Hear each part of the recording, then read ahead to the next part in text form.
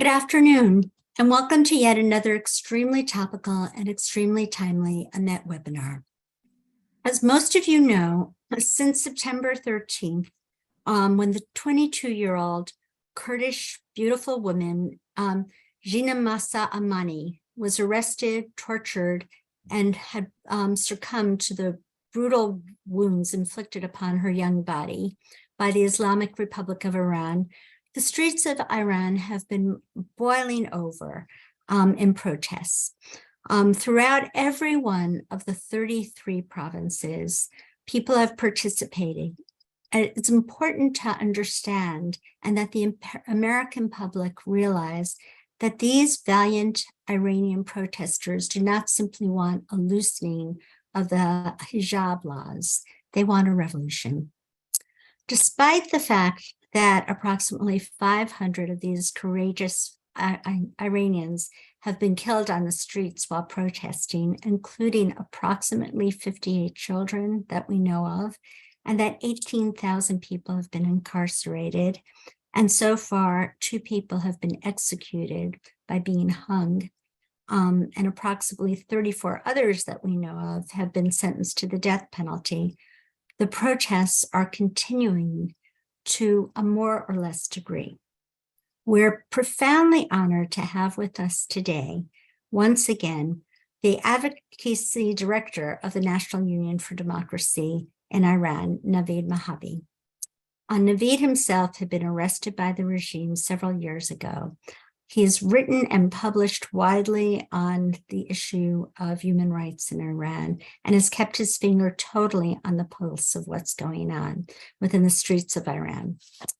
But before we turn to our dear friend Navid, we should also remind you that AMET is a premier Washington, D.C. think tank and advocacy center.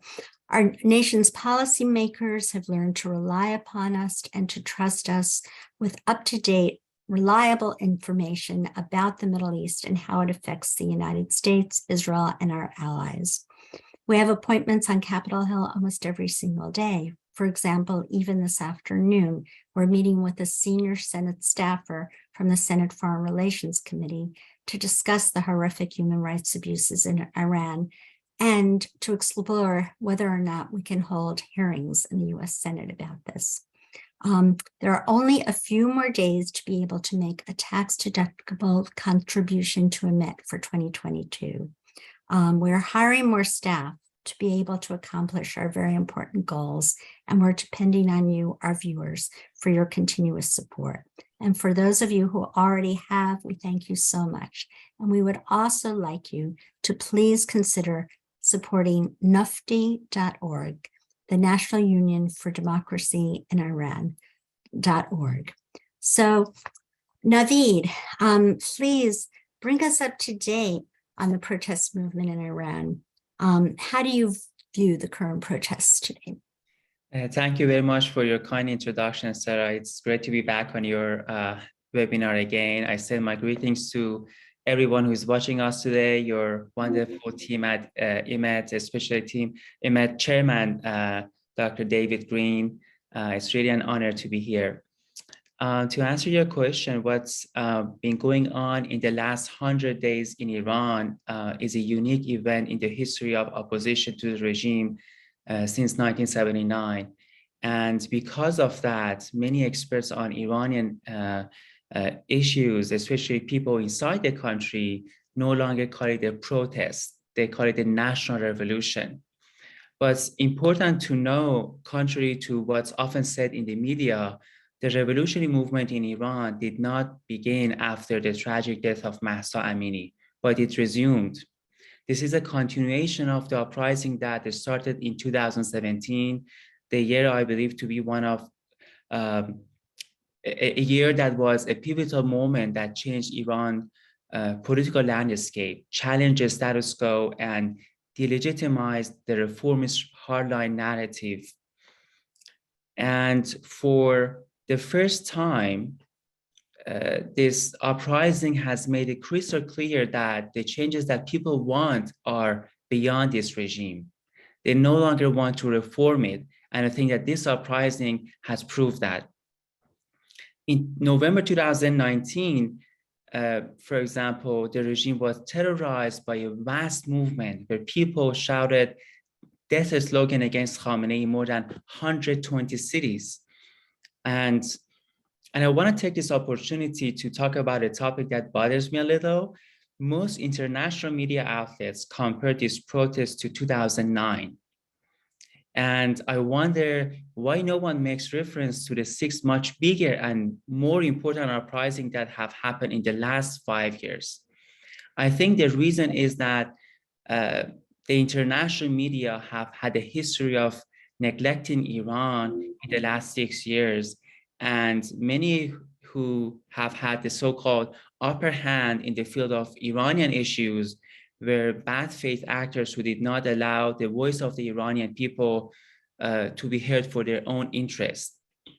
I also think, despite the fact that all of these uprisings were sparked by different triggers, it became more ripe every time, and each time it spread wider and to more people.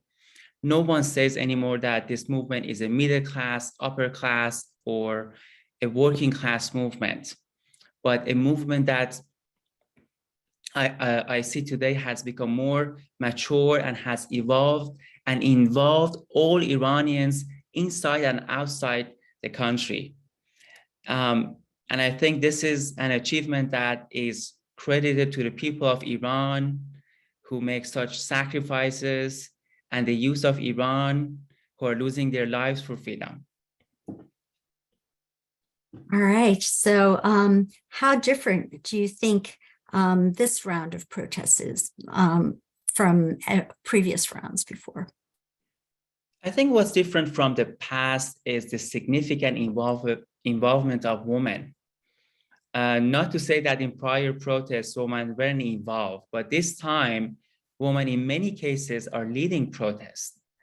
Of course, the brutal killing of Mahsa Amini, a younger who was not necessarily a political activist, just an ordinary woman walking in the street, and what happened to her, many Iranian women and families realized that this could have been them, or their daughters, or their wives.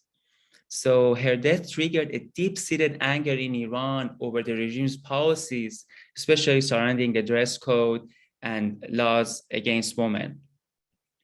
Another difference that I see is how the bravery of protesters drew global attention. The world finally woke up and realized that there's a vicious gender apartheid in some parts of the world, and people are losing their lives to take it down. And that Generation Z of Iran are crying for freedom, seeking a lifestyle that matches their own vision of life, not the regime's radical Islamist ideology. And more importantly, there's a big difference in how long this uprising has lasted, and the number of cities that are involved in this round of uprising, or as many Iranians call it, national revolution. In protests of past years, the regime was able to suppress uprising within a few days to a week. For example, in November 2019, the protest lasted 3 to 4 days. But this time, people have been on the street for 112 days. So it's hard for foreign countries and the international media to ignore these freedom movements. And also the regime has not been able to cover up this news with the help of its lobbyists that we used to see all over the media. And last but not least, the role of Iranians abroad and the diaspora should not be forgotten. Thousands of Iranians took to the street of Washington, Los Angeles, and all over Europe. And they're still very active. Every Saturday, there's a protest going on by Iranians living abroad. For example, 100,000 people gathered in Berlin 2 months ago, which was historic and played a big role in changing the behavior of German governments, its policy towards Iran. I have never seen the Iranian diaspora so united to help the people of Iran. millions of Iranians abroad who work in the media and they're influencers, they're using their platforms to echo the cry of Iranian people. So I think the role of diaspora in changing the behavior of the governments of countries that they live in was very important.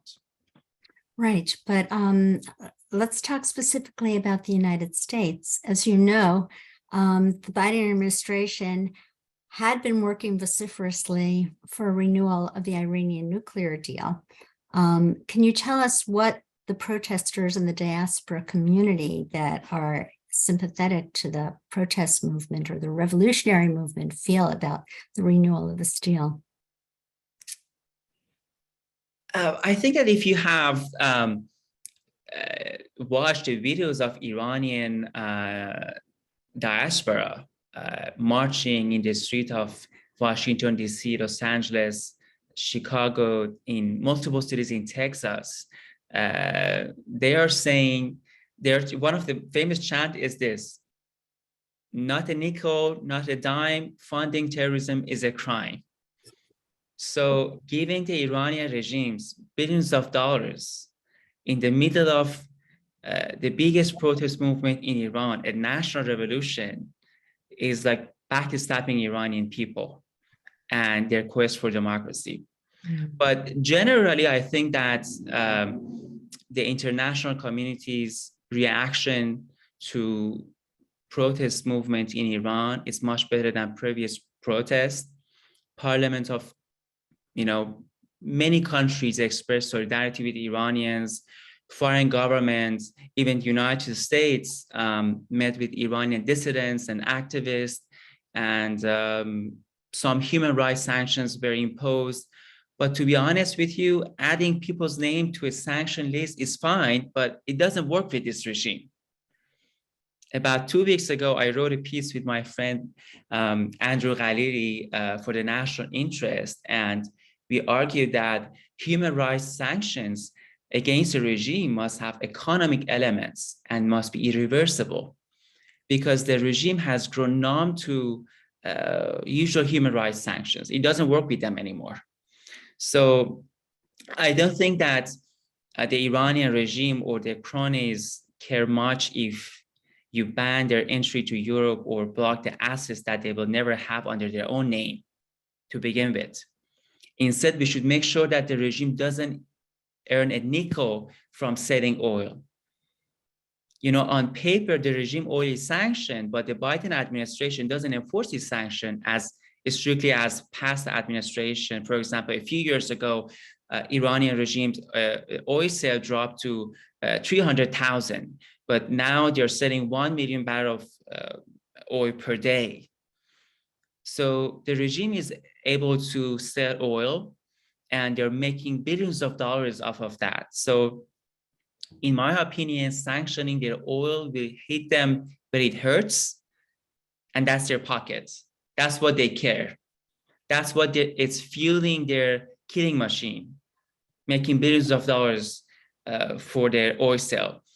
I mean, in recent days, I've heard that Germany and Netherlands are pushing to add the IRGC to the terror list of the European Union. But it seems like President Macron of France is rejecting. I don't know why. If that happens, I think it will be another powerful and symbolic action taken by the international community. So I think that, United States should go beyond statements or expression of we are concerned about human rights violations in Iran, we are concerned about the crackdown, but what about sanctioning Ali Khamenei under the executive order? Because as you may know, Khamenei as an individual is sanctioned, but his office, which encompasses thousands of employees and his appointees, are not sanctioned yet. So if United States take this measure, and then we can say that, yes, they are sending a very strong message to Khamenei and his regime. But unfortunately, so far, yes, there has been some sanctions, but I think they should go beyond that. Right, right. So just to cherry pick off a few individuals where the members of the IRGC or besieged is not doing it. Yet we see that China has signed a $300 billion long-term Yeah. a deal with Iran, and we see that Iran and Russia, are trading. Russia's purchased so many Iranian drones and other missiles. So do you think even if the West were to impose a full blockade, that would really be sufficient? Um, I think that if you are creating laws in the US Congress, if the President of the United States issues executive orders sanctioning the Iranian regime, those sanctions must be strictly imposed. So what is the point of creating yet another sanction laws in the US Congress when you're not imposing it? So when you're talking about, okay, how can we hold the Iranian regime accountable? I tell them, well, start with existing sanctions. When Khamenei is publicly, selling oil to China and so many other Asian countries, why you're not stopping that? So I don't want them to go for, other sanctions yet. Start with the existing sanctions. I think that they should curb Iranian's regime attempts of, trying to bypass sanctions with the help of Russia, Turkey, and recently Belarus. These countries are helping the Iranian regime to bypass sanction, and China is buying so much oil from the regime. I think the US government should start by imposing existing sanctions first. Right. Okay. So do you feel that we have reached the beginning of the end? How do you see the effect of this regime's role in terms of, are they getting the message? I mean, I was delighted to read a report that some of the mullahs and the people at the top of the Iranian hierarchy were thinking of fleeing to Venezuela. So apparently they are shivering in their boots to some extent. If they're, so how do you predict? I know no one has a crystal ball. Of course, you're thinking about their future. They're concerned what's going to happen to them and their families.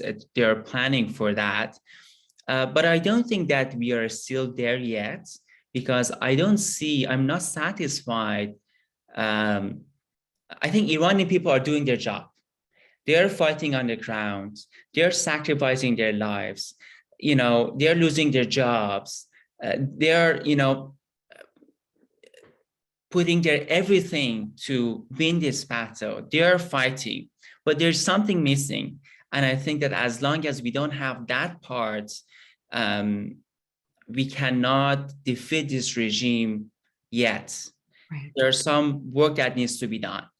I'm not satisfied with the West response, with the United States response. I think they should do way more than that. And the most important aspect of taking action against this regime is urgency and regularity. People are in the street. The regime wants to wrap everything up and scare people into going home. So Western countries and United States need to realize this window of opportunity can close at any moment, and that the potential of this moment needs to be taken seriously and advantage of through reliable, constant support of Iranian people and concrete, proportional, punitive measures to quickly weaken this regime while people are still in the streets. Right. Basically, what I'm saying is that the West should play an active role, not just sit back and watch what's happening in Iran. What do you think of the media coverage, particularly the television media? How have they been doing their job? Have they been doing a good job? How would you rate it in terms of covering what's been going on in the streets of Iran? I think that because of involvement of many women and the fact that the international media views this protest a woman-led revolution, and the fact that Iranian people and this woman-led revolution has progressive demands, they are more sympathetic to this time around than the previous years. So I'm seeing more coverage of what's happening in Iran. But the thing is that the protest has been going on for 100 days. And the media, I don't think is interested in covering what's happening in Iran any longer. So it's very important for the international media and all of us to be involved and not lose interest. I know it gets very tiring, and it's depressing news. And for so many Iranians waking up every day, checking their phones, seeing that another person was executed, it has a psychological effect on the minds of people, and not just Iranians, but everyone. So we shouldn't lose our interest. And I really hope that they continue covering the news. But what I expect is from the Western countries. I'm less concerned about the Western coverage of the Iranian people than the Western countries helping the Iranian people. I always give the example that we should imagine we are alone in the kitchen of our house, and a strong person breaks into the house to kill us. Mm-hmm. The reaction of a normal person is to save themselves, to throw whatever is in the kitchen at the person, from cups, pots, to frying pans and tables and chairs. So we are in a full-scale war against the regime. So my message to the Western world is to throw everything at your hands at the regime, while Iranian people are fighting in the streets. Right. How do you feel the consequences are and should be about the regime's strong connection to Russia as Russia's executing this brutal war against Ukraine? I think that the world is realizing that the Islamic Republic doesn't just oppress its own people, but it's also a threat to global security. And I would say that the change of tune that we are seeing from some European countries, for example, from UK, they're taking a very hard stance against the regime, is rather for Ukraine rather than for the Iranian people. Mm-hmm. Because Europe views the war in Ukraine as a grave national security threat. So even though they are branding some of the sanctions under the use of human rights, but I think that what is waking up Europe is regime's sale of drones and ballistic missiles to Russia. And I think that this is the beginning of a change of a strategy towards Iran. And I mean, the world should understand that Iranian regime is threatening its neighbors, is supporting proxies and terrorist groups in Lebanon, in the borders of Saudi, in Iraq, and they are supporting separatist movements in Scotland, and they are helping Russia. So this is not a threat only against a particular group or country. The Islamic Republic regime is a global threat, and we should take that threat seriously. Very good. Excellent. I wanted to ask you about a video which came out last week, which you probably saw, where there was an Iranian dissident demonstrator when President Biden was campaigning for a Democrat who had asked, why won't you pronounce that the deal is dead? And he was very evasive and said, well, for several reasons. And he goes, the deal is dead, but I can't make that statement. Why won't you pronounce it? She said, the mullahs do not represent us. The regime does not represent us. And he said, yes, but they will have nuclear weapons. What does that tell us about the strength of the United States and all the commitments that we've been hearing throughout the years that Iran will never be allowed to get a nuclear weapon, including from President Biden when he addressed the General Assembly opening session in the UN last September? Well, unfortunately, later the White House clarified that that was a mistake. So President Biden didn't mean to say that. But we know that there's a deadlock in negotiation. But I was reading a report from an Israeli newspaper that I hope that's not true, that the Biden administration is waiting to see what's happening to the protests. And then they want to tell the Iranian regime that, well, if you want to stop these protests and help and revive your economy, so it's better to get back to the negotiation table and negotiate on that. I really hope that that's not the case. I don't think that Iranian people will ever forget such a thing from United States and representative of United States in terms of whether the Iranian regime is going to obtain nuclear weapon.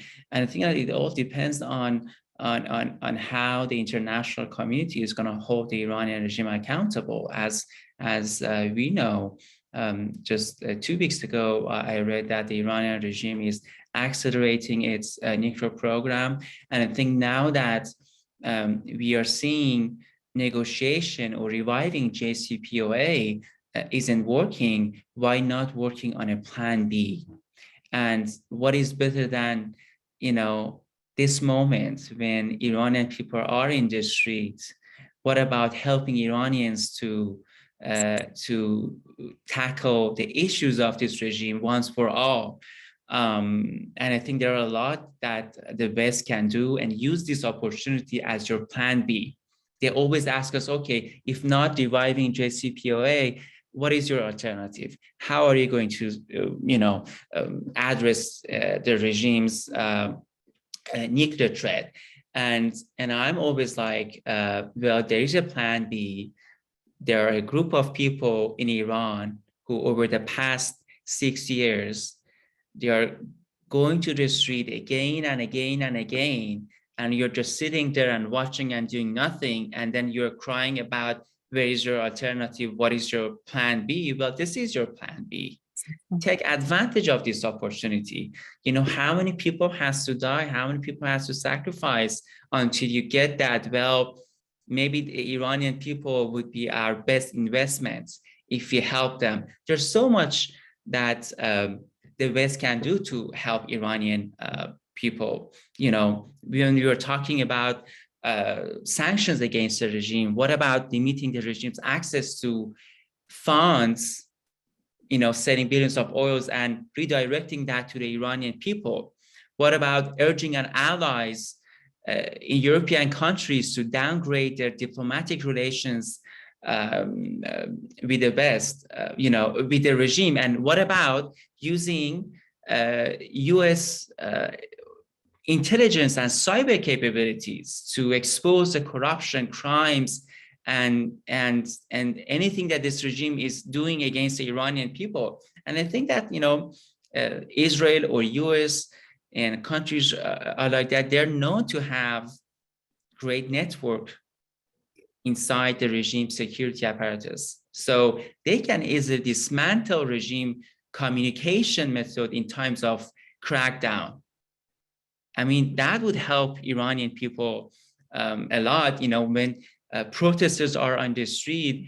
If you use your cyber and intelligence capabilities to take IRGC and other, repressive forces communication offline, I think that it's going to help Iranian people a lot. But for some reason, they are fixated either on reviving JCPOA, or they think that maybe investing on Iranian protesters is not going to have a great return. But I tell them, you don't have any other alternative. The Exactly. alternative is striking Iran's nuclear facilities. But I don't think that Israel would ever do that alone.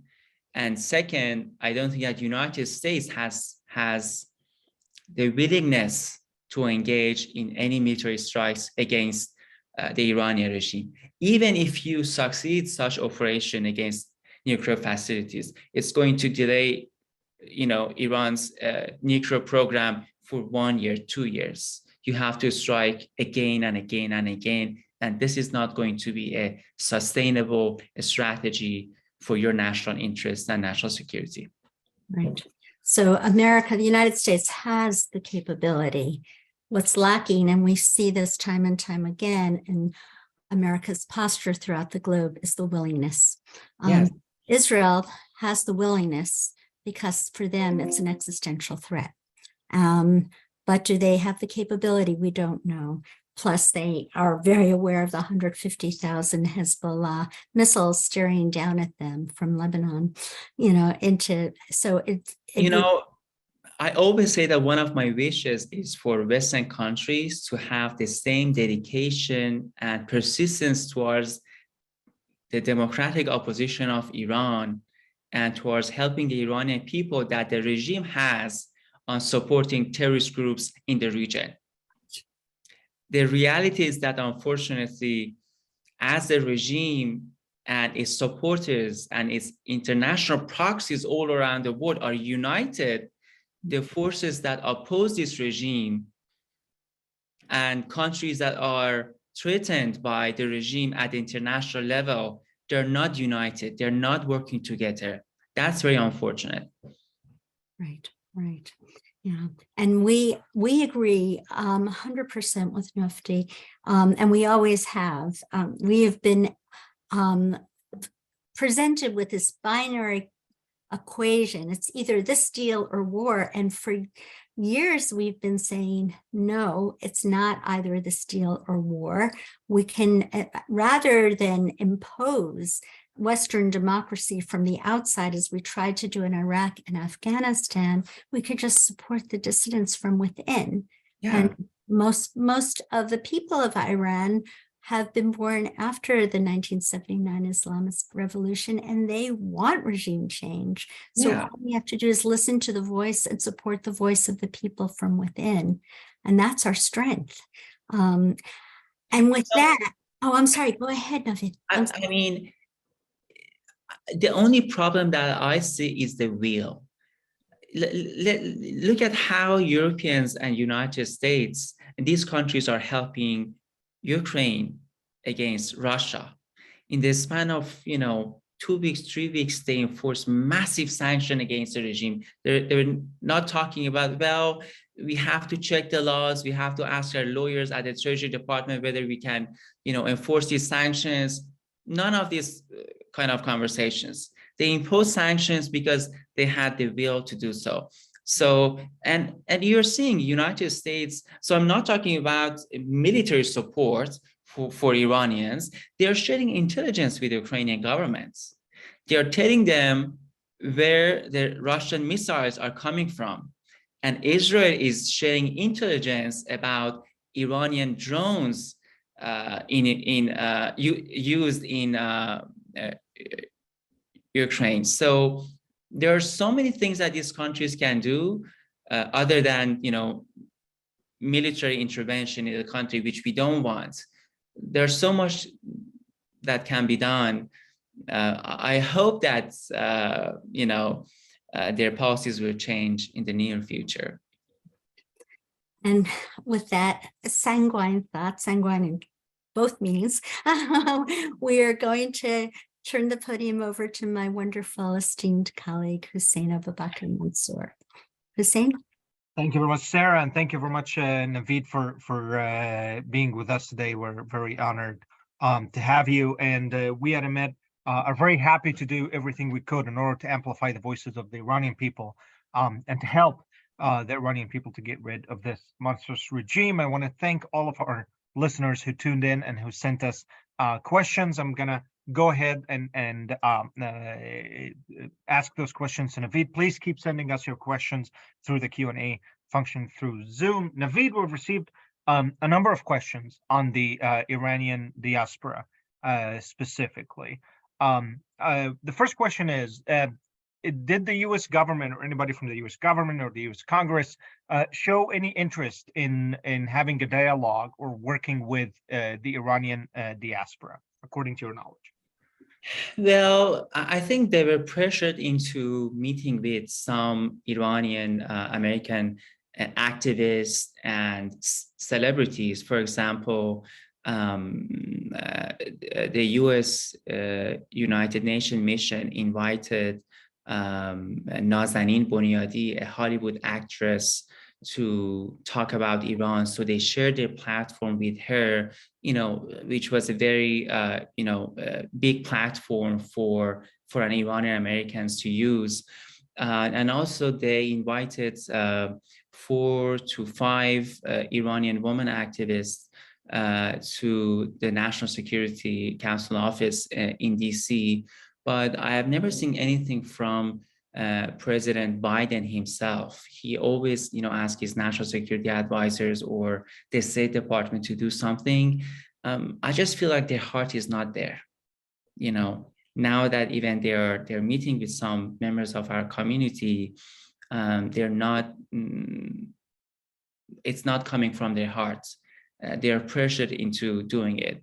I think they're still thinking about reviving the nuclear program, supporting, any kinds of regime change or democratic values in Iran is just not in their platform.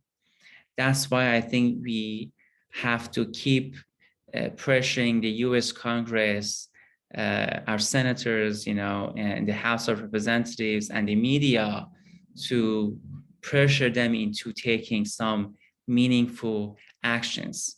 Even if there's such a dialogue, what's the point of this dialogue if you're not willing to take swift, meaningful, tangible actions against the Iranian regime?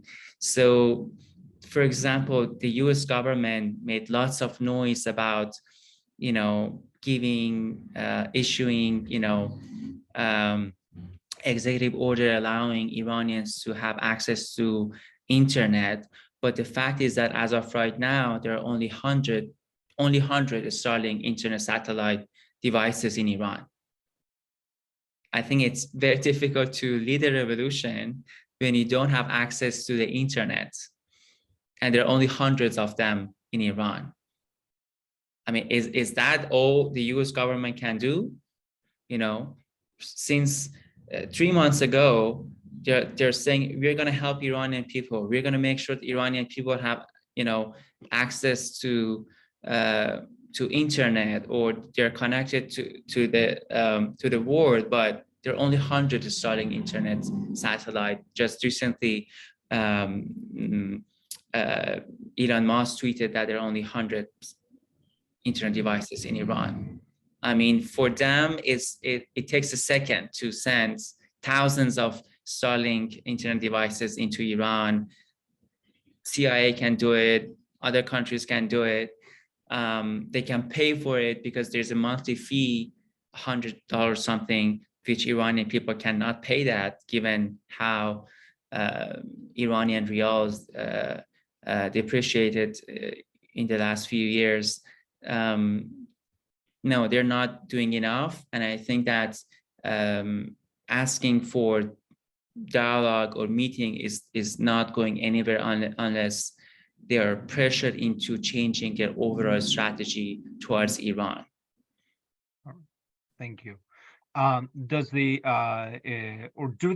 Iranian activists in the Iranian diaspora have any influence inside of Iran itself, or is their focus primarily on gaining support in Western societies for Iranian protesters? I mean, I think the problem with the Iranian opposition is that we don't have a professional opposition.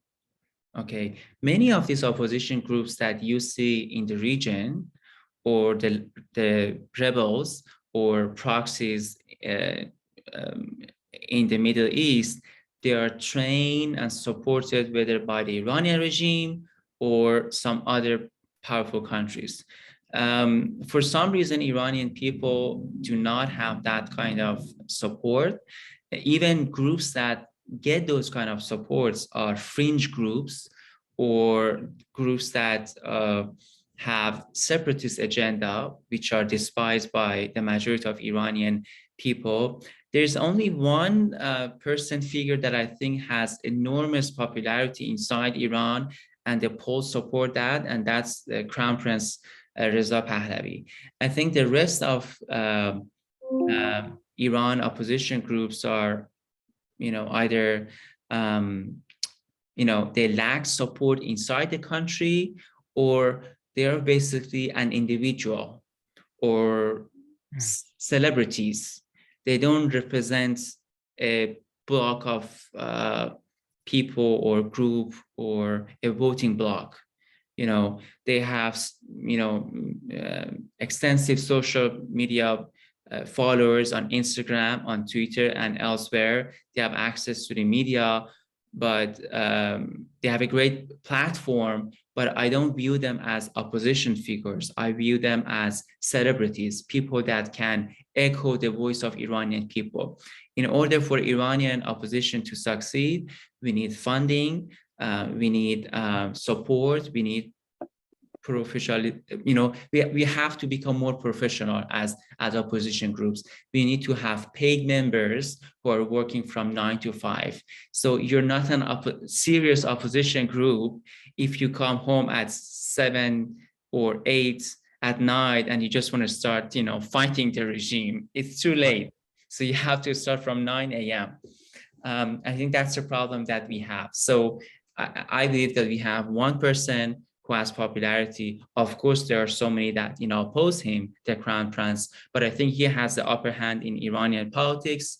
But the rest of Iran opposition groups are either they lack support inside the country, or they are just individual celebrities. Wonderful. I think you touched on a lot of issues. So we're gonna continue with that line of questions because, as I said, we received a lot of questions about it. So basically, you're saying that there is no organized body in exile that can really form, let's say, a government in exile and an actual oppositional representative body that can actually speak for the Iranian people on political platforms. Iranian society is very concerned about what happened in 1979. During the revolution, Islamist Marxists ganged up against the Shah. But what happened after Islamic Republic came to power was that Khomeini, the Islamists, went after all groups that participated in the revolution.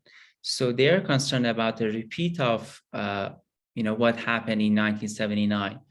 But other than that, I think for such a thing to happen, we need to have individuals who have voting bloc inside the country. Being a celebrity is not enough. Having 2 million followers on Instagram, or thinking that you are an opposition figure without base of support inside the country is enough. I mean, I personally respect so many individuals who are active, but I don't view them as political figure. And we don't need to have such kind of everyone united sitting on the same, table forming the future government of Iran. What about these groups who have many differences among themselves, reaching out to their own constituents and helping this revolution to succeed? Because there is a desire from United States and these Western countries, for example, when we reach out to them, not at Nofti, I mean opposition groups, they say that well, you ask us for support, but you don't have a united opposition. But their view of united opposition is what they were trying to achieve for Syrian opposition, which miserably failed, because they're bringing people on the table that have big heads. They claim to have representation inside the country. And when they're sitting at the table, they want to compete against someone who has the upper hand or has a huge voting bloc. That's why I think it doesn't work. And also opponents of, there's a lack of trust between opponents of dictatorship like the Islamic Republic, because we have been traumatized, we have been infiltrated so many times. So there's a lack of trust for dialogue. And I don't think that, given my knowledge of Iranian opposition groups, forcing everyone to come on the same table is going to help anything. And I think at this point, everyone has to focus on their base and get them out to protest and organize. You are so right. If I could just interject here for a minute, when the birth of Israel came about, there was no unity. If anybody reads the history of the birth of Israel with the Haganah and Etzel, and Lehi and all these other groups, yet we were able to manage to have this come about. And I think it's time to focus just on what we know is anathema, this venal evil regime, and just getting rid of that. And then after the dust settles, you could discuss who the leadership will be. And, yes. Right. We've received a number of questions, of course, concerning the Crown Prince Reza Pahlavi. According to your knowledge, is he trying to do anything in order to consolidate support for the revolution, organize the government in exile? And what are the obstacles towards him being kind of the central figure around which Iranian opposition can form? As I said, he has the upper hand, but the problem is that the Western perception of how a united opposition should be is far different from so many Iranians think of. For example, if they expect to see a separatist group in the coalition, it's not going to work, because no one will accept to sit on the same table with separatists who are being funded by Iran foes. They want to separate one part of the country. So that would be the end of your involvement in politics if your followers see that you're sitting at the same table with them. But in my opinion, as an analyst, when I see his activities, I see that he's reaching out to so many people, and his popularity is increasing day by day. So many people have respect for him. But I think that at this moment, forming a exiled government is not going to help anything. At first, we have to strengthen ourselves to defeat the regime in Iran. As I said, the West must get involved. They have to make sure that they are giving everything they can to support the Iranian people. In my opinion, they have to train, fund, provide material support to Iranian opposition groups. So we are not there yet to form a coalition government when the Islamic Republic is sitting in place and they're not facing any real threats to their existence. That's why I don't think that we are there yet. It's too soon, too early to form a future government. Yes, it's going to make everyone happy. There's something is being done. But in my opinion, as an analyst, I think that there's so many things that needs to happen first in order for us to get there. And that is supporting, training opposition groups, making them professional, providing them financial support, giving people internet. I mean, what's the point of going to the streets when you're not connected to your neighbors, or you cannot send videos or the news of the protests to the outside world? You cannot communicate with other cities. I mean, what's the point of that? So there are a lot needs to be done first in order for us to get there. Okay, hypothetically, a military strike, let's assume that there is a major military strikes that is aiming at taking out the Iranian nuclear facilities and nuclear infrastructure. Do you believe that that would be a catalyst for more protests and regime change? It kind of is going to encourage more people to come out against the regime, or would it allow the regime to mobilize support against quote unquote Western and Zionist aggression? First of all, I do not personally support any military strike against Iran because I'm worried about, casualties. But if such a thing happened, it has to be a regime change intervention, not just hitting nuclear facilities and leaving, because the regime is going to use that opportunity to kill more people inside the country. They are going to be emboldened.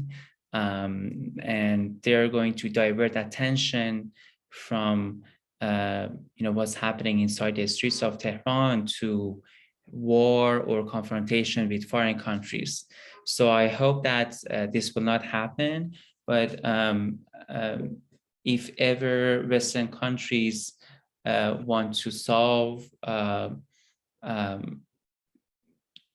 Iranian regime problems through military action, which I don't support, I think it has to be a regime change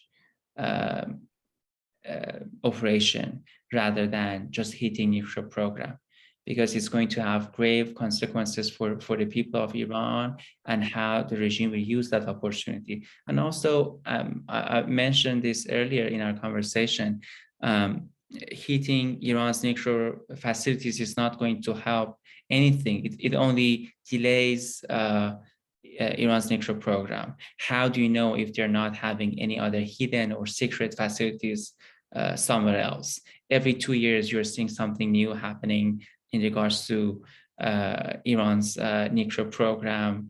Israel finds out something is going on in the middle of desert and different cities in Iran. So yes, targeting Iran's nuclear facilities is going to delay, but it's not a sustainable strategy for Israel or United States, because they have the knowledge. What they're going to do with their knowledge? We have a number of questions asking about the possibility of elements from the IRGC, the besieged Iranian soldiers, to actually turn over to the side of the protesters and stop supporting the regime. Yeah, I mean that's very important. I think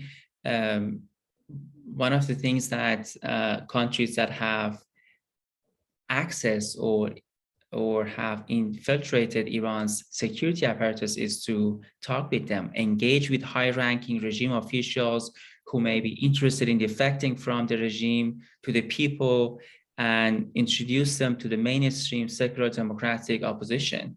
Because it's very hard to imagine that an IRGC commander, picks up the phone and calls someone from outside the country an opposition person, because they're worried about being wiretapped. That's the role of security agencies, to do that, find a safe method and use their knowledge and connection and network inside the country to find some high-ranking regime officials who are interested in defecting, but they want insurance. They want assurance for their safety and their families. They want to make sure that if they come to the other side, there's a light at the end of tunnel. But if they join the opposition right now, when we know that the regime is not collapsing anytime soon, they're going to put themselves and their family in danger. So it's the job of foreign countries to play that role, to negotiate with them or mediate between opposition groups and some high-ranking IRGC or army officers. It's hard to build that trust between an opposition activist outside the country and a high-ranking IRGC official inside the country. There are already existing networks. So why Israel or United States or European countries do not use their network to connect, opposition and those officers? Thank you.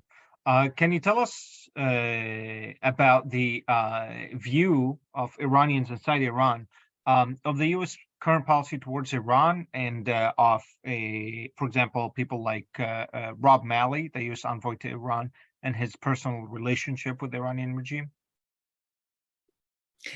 Well, I don't think Iranian people take Rob Malley seriously. But in terms of their view of the Biden administration, I have not seen any specific polls in recent months.